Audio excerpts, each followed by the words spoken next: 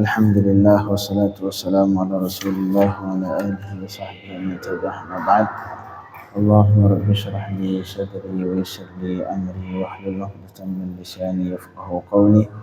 Allahumma rabbi zidna ilman warzuqna fahma. Allahumma 'allimna ma yanfa'una wanfa'na bima 'allamtana. Allahumma faqihna fid din wa 'allimna at-ta'wil bi rahmatika ya arhamar rahimin. Jemaah maghrib yang dirahmati Allah, sebelumnya belum berniat i'tikaf, untuk berniat nawaitul i'tikafa fi hadzal masjid lillahi ta'ala. Sahaja aku beriktikaf dalam masjid ini karena Allah Subhanahu wa ta'ala. Insyaallah kita lanjutkan pembacaan kitab Ihya Ulumuddin karangan Imam Al-Ghazali rahimahullah, masih menyangkut hal-hal yang ma'ani ataupun makna yang terdapat dalam hati, yang dengan itu salat kita akan hidup. Jadi tatimu biha hayatus salah. Jadi sehingga salat ini mempengaruhi ataupun memiliki efek untuk memperbaiki kehidupan kita. Dari yang dasarnya jahat menjadi baik, dari yang dasarnya baik menjadi lebih baik. Ini salatnya adalah salat yang memiliki 6 makna, kata Imam Al-Ghazali. 6 poin yang harus dipenuhi sehingga salat itu menjadi salat yang hidup, salat hidup. Yang pertama, hudurul qalb, artinya fokus dengan yang sedang dibaca dan yang sedang dilakukan dalam salat. Pikiran enggak melantur kemana-mana, fokus dengan yang sedang dilakukan. Kemudian tafahum yang kedua, hudurul qalb, sebab cara-caranya sudah kita sebutkan malam kemarin. Begitu juga at-tafahum, artinya berusaha memahami dan menghayati semua bacaan yang sedang dibaca. Itu yang kedua. Kemudian yang selanjutnya adalah at-ta'zim. At-ta'zim yaitu mengagungkan Allah dalam salat. Artinya dalam salat kita benar-benar dalam keadaan mengagungkan Allah Subhanahu wa taala ketika rukuk, ketika sujud terutama, itu harus merasakan dalam hati benar-benar dengan tujuan ketika sujud untuk mengagungkan Allah Subhanahu wa taala. Itu yang terakhir kemarin yang kita bicarakan, itu ta'zim. Ta'zim penyebabnya seseorang bisa menghormati ataupun bisa mengagungkan orang lain. Itu kata Imam Al-Ghazali sebab cuma 2. Sebab sehingga seseorang menta'zim orang lain ataupun mengagungkan orang lain, pasti sebabnya tidak terlepas dari 2 ini. Yang pertama, ma'rifah jalalillah. Ini khusus kalau dalam hal salat, berarti kita lawan bicara kita adalah Allah. Kita sedang berdialog dengan Allah, bagaimana cara supaya timbul rasa mengagungkan Allah dalam salat. Itu sebabnya 2. Caranya 2. Yang pertama, mengetahui keagungan Allah. Mengetahui bahwa Allah memiliki keagungan, kekuasaan. Di situ yang pertama. Ini sama seperti kehidupan kita biasa. Kapan kita menghormati seseorang? Apabila orang itu kita anggap memiliki keagungan, memiliki kekuatan, memiliki kelebihan, baru itu penyebab pertama. Kemudian yang kedua, ketika kita meyakini dan merasakan bahwa kita ini hina. Itu penyebab kedua. Gabungan 2 sebab inilah sehingga timbul perasaan dalam hati untuk mengagungkan dia. Dalam hal salat, berarti yang kita agungkan adalah Allah Subhanahu wa ta'ala. Seperti kalau kehidupan sehari-hari sama. Misalkan kita sebagai karyawan, pasti kita tunduk ke seorang bos perusahaan. Penyebab 2 itu. Yang pertama, kita menganggap dia punya kelebihan karena dia merupakan seorang misalkan bos kita. Yang kedua, kita menganggap diri kita lebih hina dari dia. Tanpa 2 sebab ini enggak mungkin terjadi ta'zim. Apakah mungkin seorang bos perusahaan mengagungkan ataupun menghormati karyawan? Tidak. Kenapa? Karena dia meyakini bahwa karyawan ini lebih rendah, tidak memiliki kelebihan dibandingnya. Itu yang pertama. Begitu juga bos sesama perusahaan, bos perusahaan. Apakah mereka saling menghormati? Apakah bos pertama menghormati bos perusahaan kedua? Tidak. Penyebabnya kenapa? Karena walaupun si A meyakini dia itu punya keagungan, punya kekuatan, tapi dia juga merasa diri dia juga memiliki hal itu. Akhirnya tidak ada perasaan untuk mengagungkan dia. Jadi timbul keagungan, mengagungkan orang lain itu penyebabnya yaitu gabungan dua tadi. Yang pertama meyakini dia memiliki kelebihan, kekuatan dan memiliki keagungan. Yang kedua kita meyakini bahawa diri kita lebih memiliki kehinaan ataupun kekurangan. Disitulah timbul keinginan hati kita mengagungkan itu orang. Begitu juga dalam hal salat, itu Allah Subhanahu wa taala. Yang pertama kita meyakini bahawa Allah memiliki keagungan. Semua kekuasaan dalam seluruh kekuatan dimiliki oleh Allah Subhanahu wa taala. Yang kedua kita meyakini bahawa kita ini lemah di hadapan Allah Subhanahu wa taala.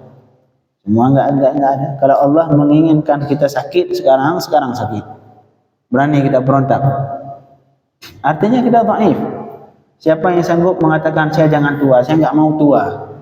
Enggak ada orang yang bisa melarikan diri dari sifat tua.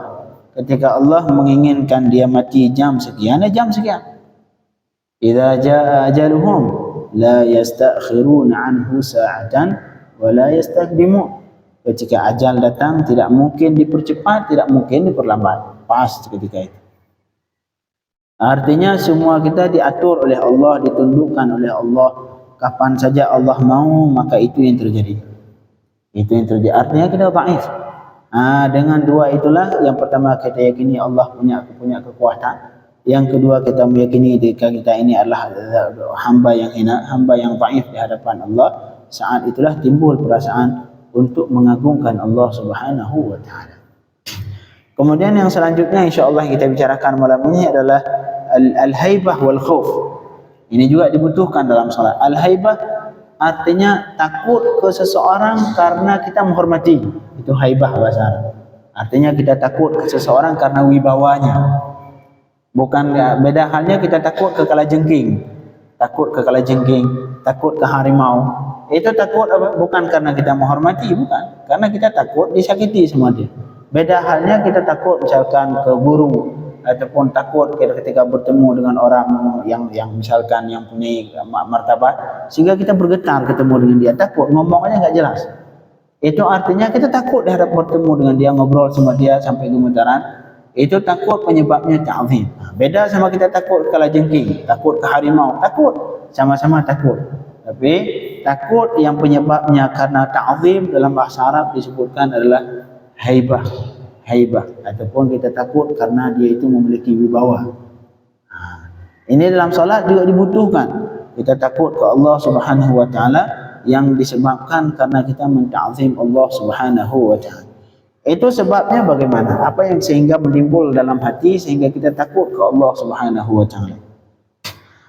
Qala al-Imam Al-Ghazali rahimahullah wa nafa'a bihi wa bi'ulumihi fid darain amin. Wa amma al-haibatu wal khauf, adapun haibah dan ketakutan, khauf, takut, fahalatun lin-nafsi tatawalladu min al-ma'rifati bi qudratillah wa satwatihi wa nufudhi masyiatihi fihi ma'a qillati al-mubalati bihi. Itu yang penyebab sehingga kita takut ke Allah. Takut adalah satu perasaan yang terdapat dalam hati manusia, kata Imam Al-Ghazali. Tatawalladu, yang itu timbul perasaan itu akan lahir dari karena kita meyakini kemampuan Allah, meyakini kekuasaan Allah, dan meyakini mengetahui bahawa yang diinginkan oleh Allah akan terjadi. Itu dua itu. Apabila kita yakini Allah memiliki kemampuan untuk melakukan apa saja.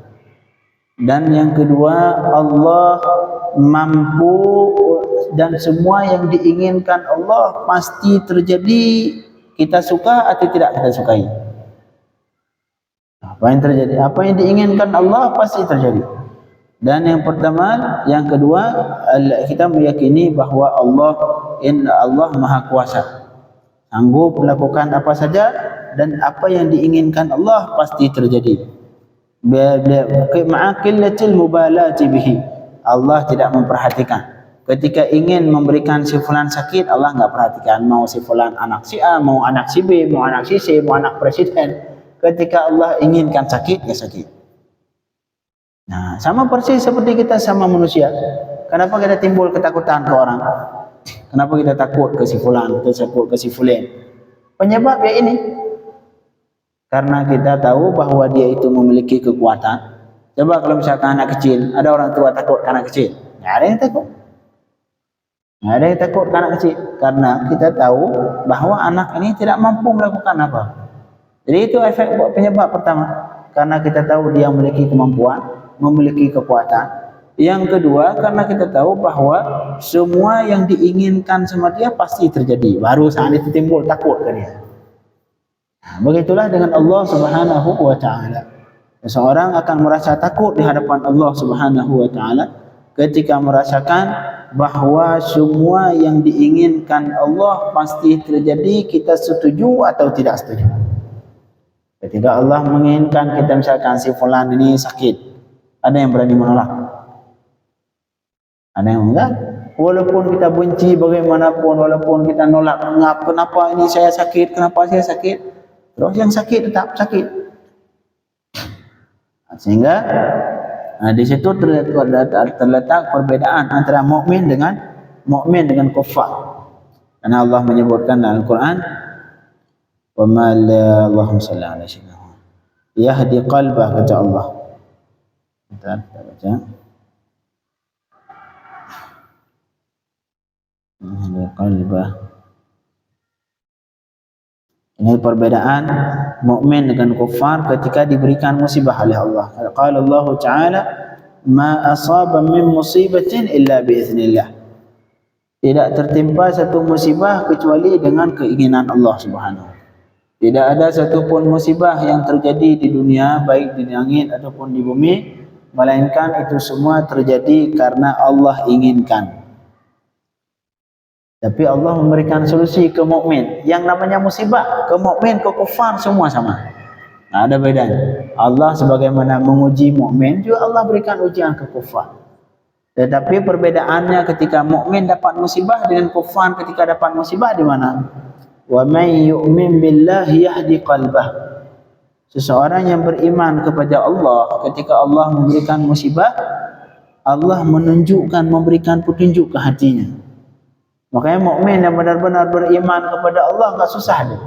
Ketika dapat musibah, udah, ini mau gimana lagi? Contoh paling jauh sekarang, yang paling jauh, enggak usah jauh-jauh, apa namanya yang terjadi di Palestina. Coba kita lihat video-video mereka. Mutua, kecil, dewasa, semua sama. Apa kalimat yang mereka ulang-ulang? Semua mereka mengulang kalimat hasbunallah wa ni'mal wakil. Hasbunallah wa ni'mal wakil. Ini semua diinginkan Allah, dan serahkan urusan ke Allah Subhanahu wa taala sehingga tidak membuat mereka takut, tidak membuat mereka susah walaupun hidup dalam keadaan sengsara. Sedangkan kufar tidak. Bedanya kufar. Kufar tidak ada itu. Allah tidak memberikan petunjuk ke orang kufar. Makanya banyak kufar ketika susah bunuh diri. Banyak dari kufar ketika mereka dilanda kesusahan, dilanda musibah sedikit, bunuh diri. Kayak di Australia pernah dikisahkan itu orang yang dakwah dari ahli jamaah tabligh berdakwah di Australia, ada gunung khusus, satu gunung tempat orang bunuh diri di sini. Gunung sepakat ya, mau pengen kalau lagi ada musibah jangan situ bunuh diri. Di Jepang ada ke tempat khusus itu lah, kayak apa namanya, kayak gunung khusus di situ tempat bunuh diri. Di Swiss yang katanya negara terkaya di dunia, Swiss, ada toko-toko ataupun tempat yang di tempat menyewakan bunuh diri. Jadi yang pengen bunuh diri datang situ, bayar, masuk situ, akhirnya disuntik atau bagaimana, artinya ngasih uang. Nah, banyak yang bunuh diri bayar situ, bayar, ntar mereka ngebunuh. Padahal tinggal di negara yang katanya negara terkaya di dunia. Artinya musibah semua diberikan oleh Allah, baik muslim atau kufar. Tapi Allah memberikan solusi untuk mukmin, dan itu tidak diberikan ke orang kufar. Jadi kembali ke sini, ketakutan ataupun haibah terhadap Allah itu terjadi ataupun lahir perasaan takut di hadapan Allah, itu sebabnya karena meyakini ataupun mengetahui bahwa Allah Maha Kuasa terhadap sesuatu. Yang kedua, semua yang diinginkan Allah pasti terjadi, setuju atau tidak setuju. Kemudian wa annahu law ahlakal awwalin wal akhirin lam yanqus min mulkihi dzarrah. Dan juga kita meyakini bahwa jika Allah menghancurkan, membinasakan dari orang semua, baik awalin ataupun orang yang akan datang, semua dibinasakan oleh Allah dunia. Misalkan sekarang Allah binasakan seluruh makhluk di dunia, diturunkan bala mati semua. Dari masyrik sampai maghrib, dari timur ke barat semua mati, dimusnahkan oleh Allah. Apakah itu akan mengurangi derajat Allah? Enggak. Enggak sama sekali. Allah tidak mempengaruhi derajat Allah dengan iman orang mukmin dengan kufur orang kafirin. Enggak ada efek. Allah tetap zat yang maha kuasa, zat yang maha tinggi, zat yang maha suci, baik seluruh manusia beriman ke Allah atau seluruh manusia kafir ke Allah. Enggak pernah. Allah tidak tinggi, tidak bertambah tinggi derajatnya dengan beriman seluruh makhluk di dunia. Dan begitu juga Allah tidak akan rendah martabatnya dengan seluruh muslim, dengan seluruh misalkan semua manusia kufur kepada Allah. Nah, ada efek ke Allah Subhanahu wa taala. Artinya itulah Allah zat yang maha suci. Jika Allah membinasakan semua manusia baik yang awal atau yang akhir, lam yanqus min mulkihi dzarrah, maka tidak akan berkurang satu zarrah pun dari kekuasaan Allah Subhanahu wa taala. Tidak akan berkurang.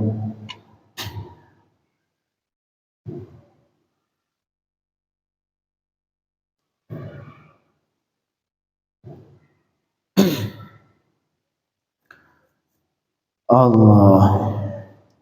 Oh, kesimpulannya wabil jumlah. Kesimpulan kata Imam Al-Ghazali, kullama zada al-ilmu billah zadatil khasyatu wal haibah.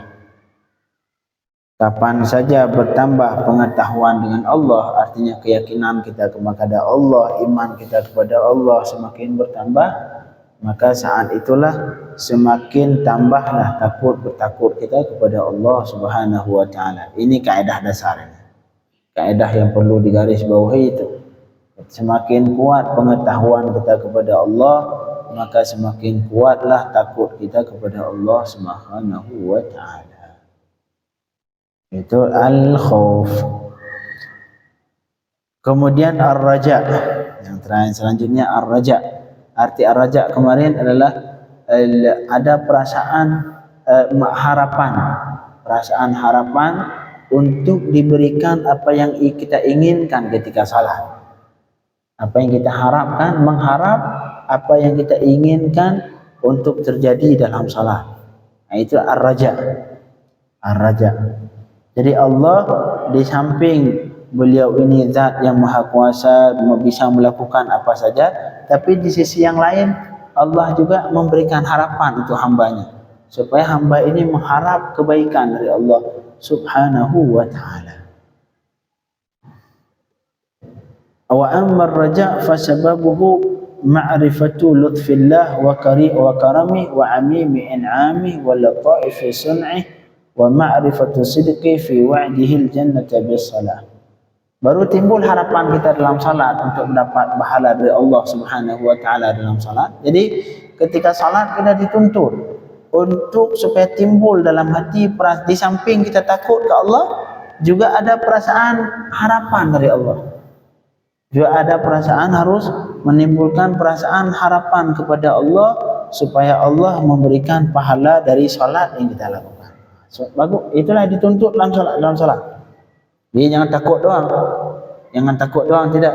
Jadi takut harus, tapi di sisi yang lain kita juga dituntut untuk mengharap pahala dari Allah Subhanahu wa taala, dan itu baru timbul perasaan ar-raja. Nah, ini ar-raja, harapan kepada Allah akan memberikan pahala dari salat yang kita lakukan.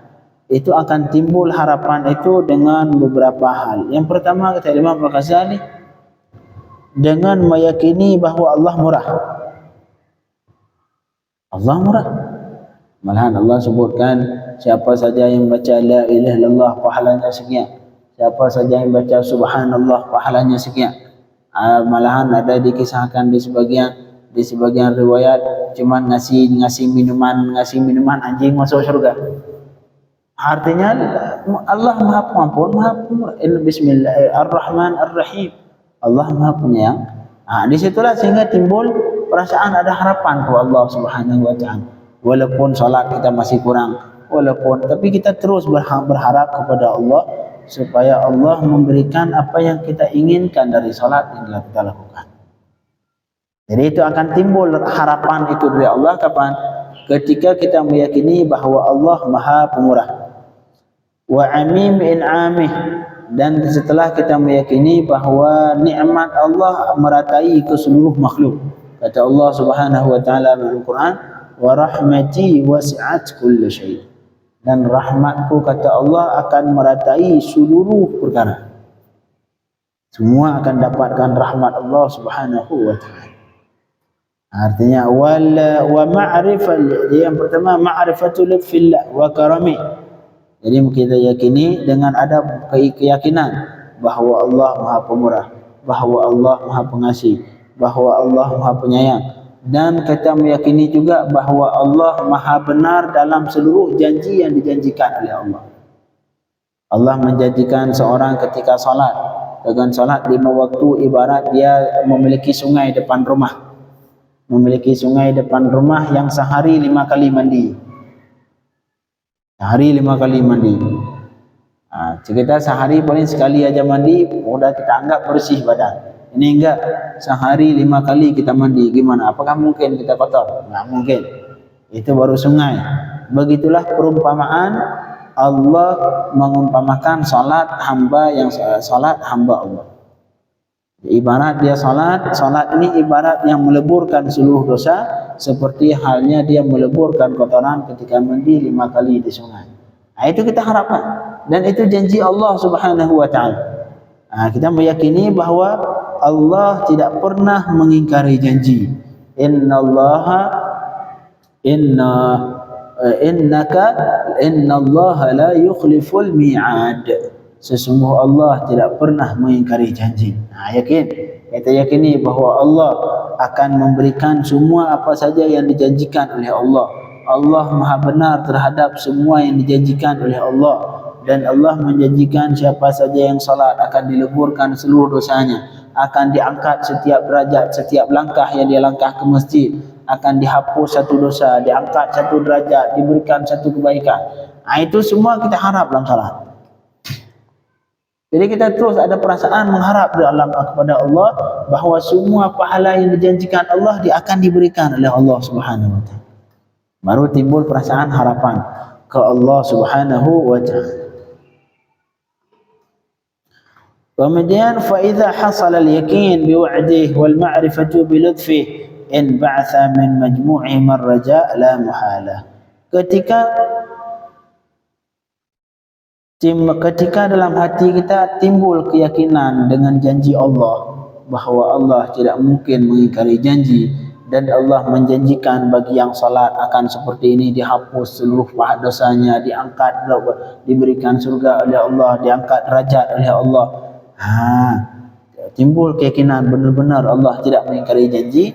Apabila timbul keyakinan dengan janji Allah dan meyakini bahawa Allah Maha Lembut, Allah Maha Pemurah, saat itulah in ba'atha min majmu'ihim ar-raja la muhala.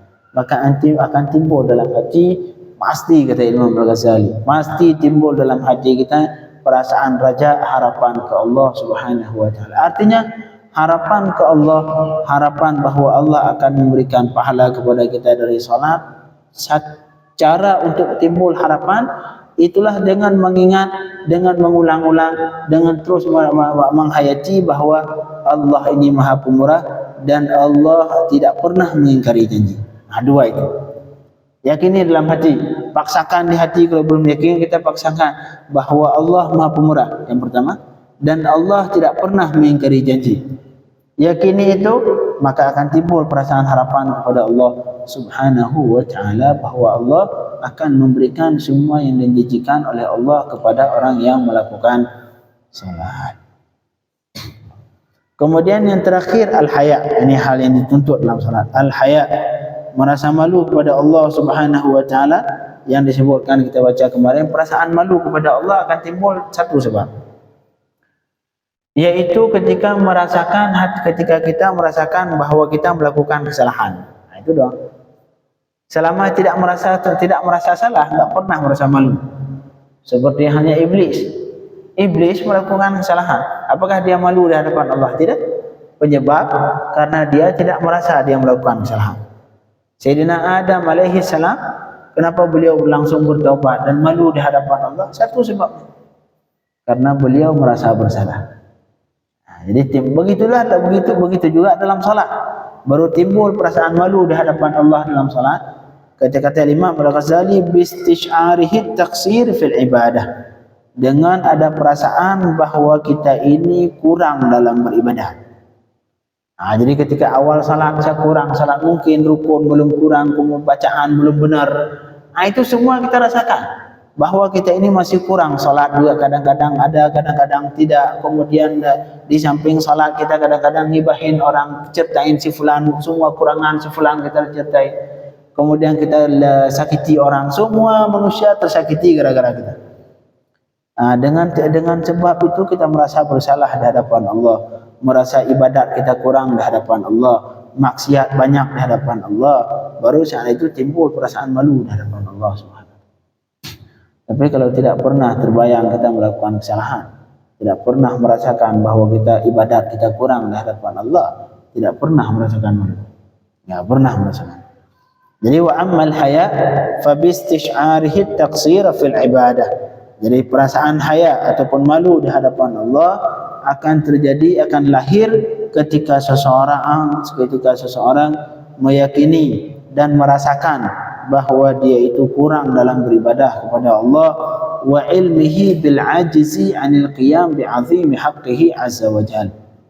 Dan ketika dia meyakini bahawa dia tidak mampu untuk melakukan ibadat yang sempurna. Ibadat kita ya paham. Salat kita lakukan apa sih salat? Enggak ada. Enggak ada apa-apa salat kita lakukan. Paling rukun doang. Khusyuk enggak pernah. Enggak, semua enggak ada. Mungkin rukun saja masih kurang. Kadang-kadang Fatihah yang kita lakukan belum tentu benar. Rukuk yang kita lakukan belum tentu benar. Salam yang kita lakukan belum tentu benar. Tahiyat yang kita baca belum tentu benar. Ini meyakini bahawa kita tidak mampu. Harus meyakini bahawa kita tidak mampu untuk melakukan yang seharusnya Allah minta. Yang seharusnya Allah minta yaitu kesempurnaan beribadat. Dua itulah, ketika merasakan bahawa kita banyak dosa di hadapan Allah, kemudian bahawa ibadat kita kurang di hadapan Allah, bahawa kita tidak sanggup melakukan ibadat ataupun salat seperti yang diinginkan oleh Allah, saat itulah akan timbul perasaan malu di hadapan Allah Subhanahu wa taala. Inilah 6 poin yang berusaha. Kalaupun enggak sanggup, Syekh Ustaz enggak sanggup, minimal satu-satu berusaha. Allah mengatakan dalam Al-Qur'an, a'udzubillahi minasyaitonir rajim, innal walladzina jahadu fina ladahdiyannahum subulana. Siapa saja yang bermujahadah kepada dalam hal kami, kata termasuk dalam beribadah, dalam salat, artinya dia bermujahadah, berusaha sebisa mungkin untuk memperbaiki salatnya, baik memperbaiki rukunnya, memperbaiki dari segi keilmuan syarat rukunnya, bagaimana syarat salat, bagaimana syarat wudu, apa saja yang perlu diperbaiki dalam bacaan salat diperbaiki, bacaan semua diperbaiki. Kemudian meningkatkan derajat lagi, berusaha untuk bisa fokus dalam salat, berusaha untuk bisa memahami seluruh bacaan dalam salat, berusaha untuk ta'zim ke Allah dalam salat. Maka semakin hari itu bagian dari walladzina jahadu fina. Itulah kita berusaha. Jangan ada salah, saya sudah seperti ini, saya sudah habis. Ingat? Walladzina jahadu fina, kata Allah, selama seseorang itu masih berusaha untuk memperbaiki, lanahdiyannahum subulana, kata Allah, pasti kami berikan petunjuk ke jalan kami. Lanahdiyannahum subulana, pasti kata Allah kami berikan jalan, kami tunjukkan dia ke jalan yang kami inginkan. Artinya yang Allah butuhkan dari kita mujahadah. Yang Allah butuhkan dari kita adalah mujahadah berusaha memperbaiki dari hari ini, memperbaiki semakin baik, perbaiki semakin baik. Itulah yang dituntut oleh Allah Subhanahu wa taala, dan inilah yang kita butuhkan nanti setelah meninggal. Enggak ada yang bisa selamat di dunia ini. Enggak ada yang bisa selamat. Apapun yang kita inginkan ada batasnya. Enggak ada yang selamat di dunia ini. Enggak ada satupun manusia yang bisa lari dari kematian. Nah, ingat mati. Kita kadang-kadang kita cuma ingat mati. Oh, saya bakal mati, saya bakal mati. Tidak pernah merasakan dalam hati, tidak pernah timbul dalam perasaan, dalam pertanyaan di pikiran kita, setelah mati saya itu kemana? Nah, itu yang perlu dijawab. Mungkin kalau meninggal, semua orang yakin saya bakal mati, si fulan bakal mati, semua bakal mati, yakin kita. Enggak ada satupun dari manusia, baik mukmin atau kufar, yang tidak yakin bahwa dia akan mati, semua yakin. Tapi yang pertanyaannya bukan yakin mati. Pernah enggak timbul dalam pikiran kita setelah mati kita kemana? Nah, itu pertanyaan. Ini jarang kita lakukan. Untuk tentang meninggal, semua yakin mati. Enggak ada satupun manusia, baik mukmin atau kufar, yang tidak yakin bahwa dia akan mati. Semua yakin mati, baik kecil, besar, tua, muda, mau meninggal, ya, ataupun masih muda, kecil, tua, semua sepakat. Ijma', semua sepakat bahwa kita akan mati, semua yakin bahwa kita akan mati. Tapi yang tidak pernah timbul dalam hati kita, yang tidak pernah terbayang dalam pikiran kita, perasaan yang satu lagi. Perasaan meyakini bahwa kita akan mati, semua sepakat. Tidak ada satupun yang terlepas dari. Tapi yang setelah itu yang jarang. Dari kita yang tidak pernah terbayang di pikiran, saya setelah mati kemana? Nah, itu yang perlu dipikirkan. Bukan yakin mati. Kalau yakin mati, semua yakin mati. Tidak ada yang nggak yakin mati. Cuman yang perlu yang satu lagi, poin yang kedua yang perlu, yang membuat kita berubah itu. Kalau sekedar yakin mati, jarang orang berubah. Buktinya kufar, kafir, yakin mati tapi tidak mau masuk Islam. Orang maksiat yakin mati tapi enggak pernah mau meninggalkan maksiat. Karena yang poin yang kedua tidak pernah terbayang di pikirannya. Yaitu pertanyaan. Setelah mati saya kemana? Nah, itu yang perlu dipertanyakan. Nah, ingat pertanyaan, diulang-ulang dalam hati setiap hari. Saya setelah mati kemana? Saya setelah mati kemana? Baru lama-kelamaan dengan diulang-ulang itu pertanyaan. Tanyakan ke tubuh masing-masing. Ya, tubuh, saya setelah mati kemana? Saya setelah mati kemana? Ke kanan atau ke kiri? Yang dikhawatirkan antara kita bagian dari orang yang ketika mengambil buku catatan malaikat di dunia dengan tangan kiri. Ataupun lewat belakang, sudah isi neraka sudah. Makanya sekali lagi perbanyakkan untuk mengulang-ulang dalam hati kita pertanyaan yang kedua ini. Bukan masalah mati atau tidak, semua sepakat. Tapi yang tidak pernah terbayang di pikiran kita, poin kedua ini, setelah mati saya kemana? Ini pertanyaan ini diulang-ulang. Karena pertanyaan inilah yang bisa mengubah seseorang. Yang bisa menahan, mengunci mulut seseorang ketika ingin membicarakan orang lain. Ketika mulut ini ingin membicarakan kekurangan orang lain, maka pertanyaan tadi itulah yang bisa mengunci mulut. Ketika ingin menyakiti manusia yang lain, maka pertanyaan itulah yang bisa mengerem, yang bisa ngerem sehingga tidak menyakiti manusia yang lain. Berusaha, walladzina jahadu fina lanahdiyannahum subulana. Siapa saja yang bermujahadah, jadi Allah tuntut kepada kita itulah bermujahadah, berusaha untuk memperbaiki sehari demi sehari, ditambahkan kualitas ibadah, keilmuan ditambahkan, semakin hari ditambah. Insyaallah. Ustaz, kadang-kadang saya sudah enggak mungkin lagi, Sudah umur, misalkan sudah umur 50, saya udah habis waktu saya. Enggak. Selama masih ada umur, Allah memberikan kesempatan. Selama belum ruh masih di sini. Sebelum ruh di sini, Allah masih memberikan kesempatan untuk semua manusia untuk memperbaiki. Kecuali ruh sudah di sini, ya, seperti Fir'aun. Fir'aun giliran mau tenggelam, ruh sudah di sini, baru dia berkata apa? La inni tubtul an. Apalagi ini tubtul an. Kata Fir'aun, falamma adrakahu al-gharaq qala amantu annahu la ilaha illa alladhi amanat bihi banu Israel. Dia beriman dengan Tuhan yang diimani orang Bani Israel, itu Allah. Apalagi ruh sudah di sini. Baru kata Allah, al-an, sekarang mau beriman. Sekarang enggak terima lagi. Artinya selama ruh belum di sini, mari sama-sama kita tingkatkan kualitas salat kita terutama. Amin. Semoga Allah memberikan taufik kepada kita semua untuk meningkatkan kualitas ibadat kepada Allah Subhanahu wa taala. Sallallahu alaihi wasallam Muhammadin wa alihi wasallam. Walhamdulillahirabbil alamin.